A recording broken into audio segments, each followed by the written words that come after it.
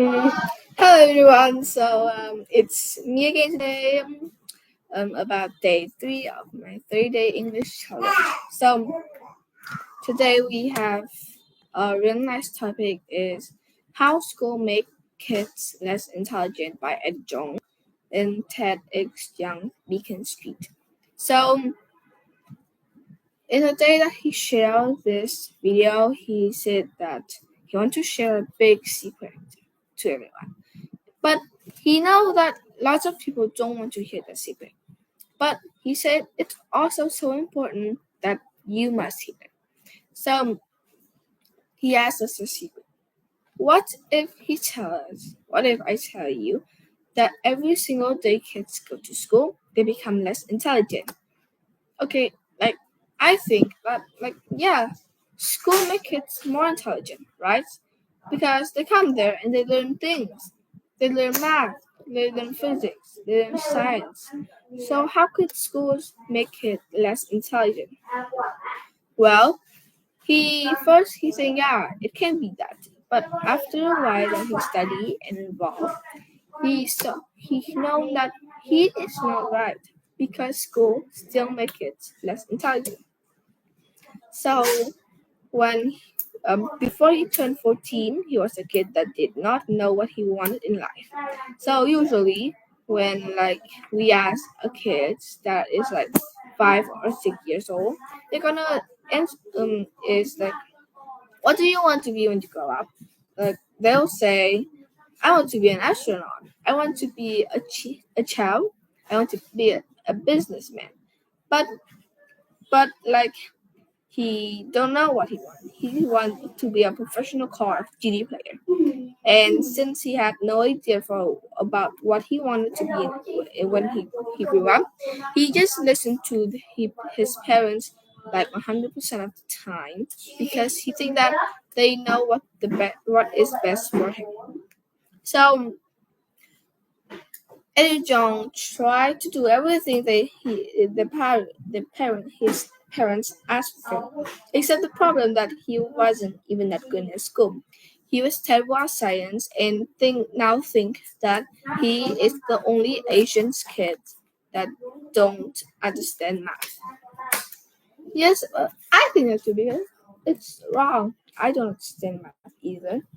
So, but when he turned 40, that all changed because he was he he he was like a supersonic jet flying toward his destination. When he received an envelope with a mail. It is not an invitation to a party, to a playground, but it's invitation to a business plan competition down in Boston. And Eddie John was so curious. He was so curious that he wanted to go. And the program director explained to him that over 5 months, everyone would form a team, build develop a business idea and present this idea to a panel of judges. They were judging him, how good our suits are, how good our business idea were. And long story short, after those 5 months, Eddie has won the competition. I wonder, it was the first time he came to the competition. How could we win it? And when I read more, when I heard more, I found out that his team do differently from the other team. The other team would make a presentation from PowerPoint and then come to the stage, talk it to the judges. But his team would do so differently. They would go to the Home Depot, find the needed thing, and then they built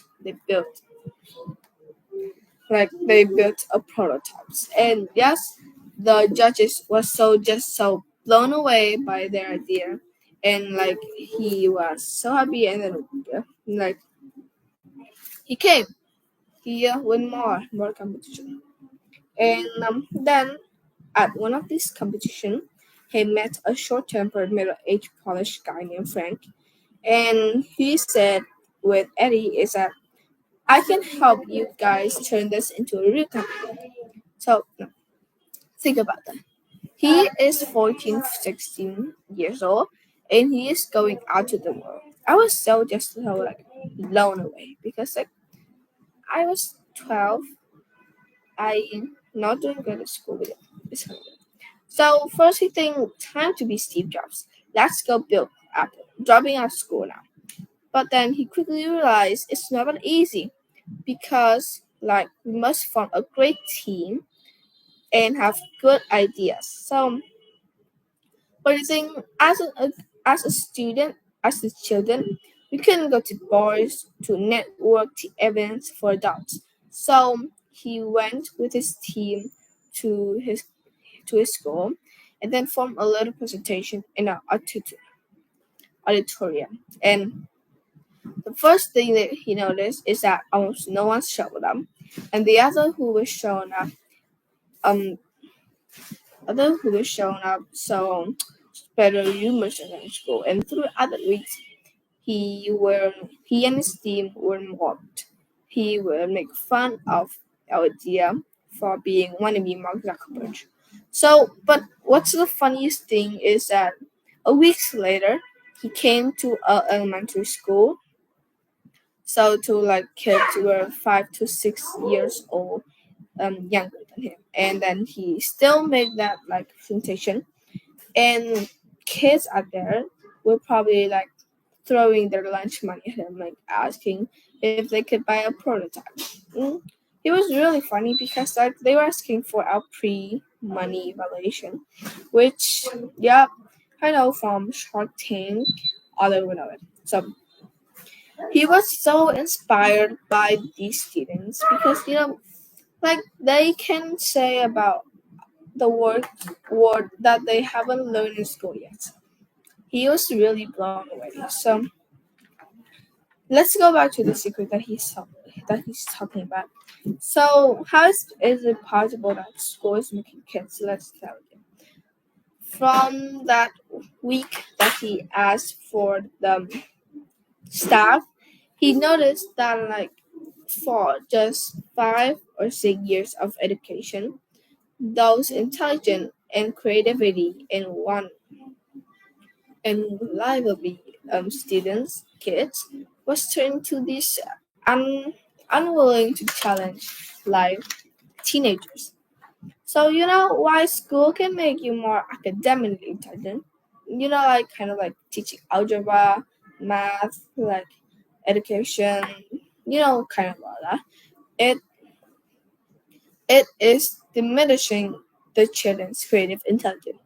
It is teaching them to think in a certain way, to go down a certain path in life. It's telling them go to high school, get a diploma, go to a good college, find a stable job. And if you don't do that, you won't be successful. Then I think, yeah, no, it's not. It's wrong because, you know, Eddie John isn't the best kid in school, but he was really like he was really successful. How could it do that? And I think, yeah, it could be measured by academically intelligent. So, and he said that his company, which was featured on Wall Street Journal, is done better than some of the companies started by Harvard or Stanford graduates. So here's what Eddie believes. Parents, teachers, educators, you have the power to inspire youth, but you must say with them, like, they must more creativity. They must explore more. They can just go down um, a stable path, a certain path. They must discover things. They're kids. They must creativity. They must intelligent. Not academic intelligent, like creativity intelligent. They must find out the thing that they want to learn by themselves, not by school. Teachers in school just teaching us like the what in the book said. It's not what the children want to learn. They're not learning in schools. They're learning at home. So as the day that I talked to you about, kind of like that. So as the last word he wanted to say is that a message that he wanted to take away is that no one has ever changed the world by doing what the world has told them to do. I was really inspired by that. So I think, yeah, I've gone down a lot, but I can't find this. I think I'm just going through a certain path in my life. So after I watch this video, I think that I must discover more new things. I must be creativity more. So okay, so that's one topic because I must like 30 minutes a day. So today is gonna make it more. It's like it's longer. Let's see. Okay, so we did the power of passion last day. Okay, so let's talk about the another topic is the importance of focus by Richard Estragon. So it's still eight to be great, the eight traits successful people have in common. So today we're gonna discuss about number 3, which was focus. Did we do this? Yeah, we did it, right? Okay. Okay, let's talk about like success is a move away, continue doing. Okay, so now let's go into this. So why do so many people reach success and then fail? Why do I am the great student in grade 1, 2, 3, 4, 5, but not in grade 6? So we think that success is a one-way street. Like we just go in a street and then we stop there. We think we reach success. But it's wrong. It's not a one-way success. It's like a loophole. We just do it around and around. So we do everything that leads to success, but when we get there, we figure we made it. We sit back in a comfort zone, and then we fall back down into failure. So, and he can tell, John can tell you this because it happened to him. Reaching success, he was really he was pushed. He worked hard. He pushed himself, but then he stopped because he figured, oh, I make it. I can just sit back and relax. Richard says John always tried to improve and do good works, but then he stopped, and he figured out, hey, I'm good enough. I don't need to improve anymore. Richard says he was pretty good at coming up with good idea. But then John did all these simple things that led to ideas. But then he stopped because he figured he was this hotshot guy and shouldn't have to work at ideas. They should just come with magic. And the only thing that comes with him is is is creative block. He couldn't come up with any ideas. Nishita says he was always focused on clients and projects and ignored the money. Then all this money started pouring in. And then he went into the money and he was in a stockbroker and and his real estate agents where should have been talking to clients. And then reaching success, he was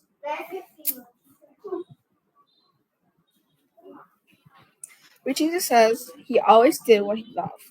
But then he got into some stuff that he didn't love, like management. He said he was the worst manager.